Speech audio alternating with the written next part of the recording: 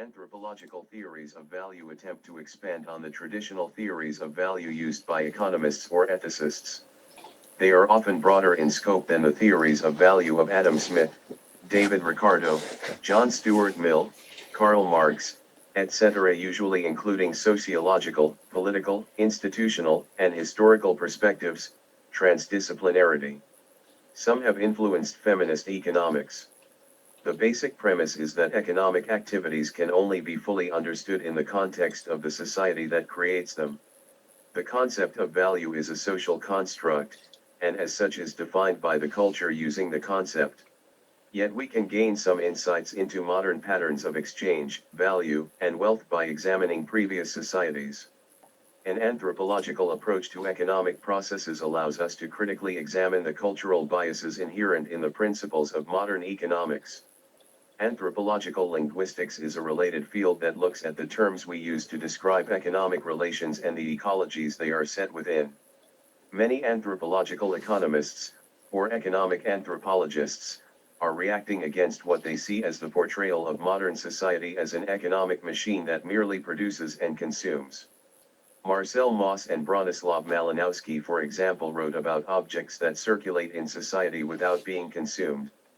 George Isbedley wrote about objects that are destroyed, but not consumed. Bruce Owens talks about objects of value that are neither circulating nor consumed, e.g. gold reserves, warehoused paintings, family heirlooms.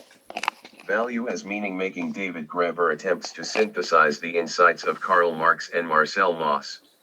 He sees value as a model for human meaning-making.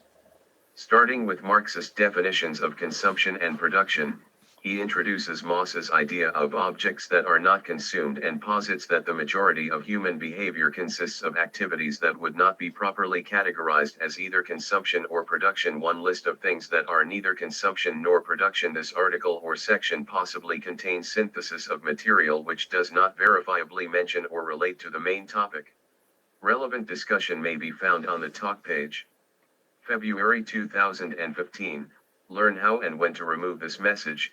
A list of things that are neither consumption nor production in 2003 includes those human activities that are not consumption, in the narrow sense of simply purchasing something, and are not production, in the sense of creating or modifying something intended for sale or exchange, namely cooking a meal, extinguishing a fire, dressing and undressing, applying makeup, watching television, playing in a band, falling in love, reading, listening to music, going to a museum or gallery, taking a photograph, gardening, writing, conducting a coming-of-age ceremony, going window shopping, exercising, acting, turning around in a circle, teaching, having an argument, playing games, having sex, attending a religious service, looking at old photos, critiquing art, criticism. Some behaviors that do not appear to fall under the categories of consumption or production can be interpreted as complex or indirect examples of consumption or production.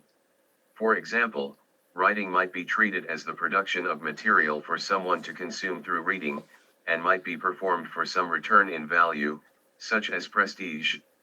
Other behaviors may be usefully interpreted as analogous to consumption or production. For example, window shoppers can be seen as consuming a product by spending attention on shop displays, which are produced by marketers. In addition, some behaviors that do not appear to match the description of consumption can be understood as replacements for consumption.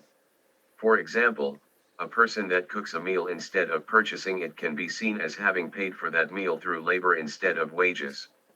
Gary Becker's Household Production Functions and Similar Topics note that people often purchase goods and then combine them with time to produce something that has meaning or practicality to them, which produce utility.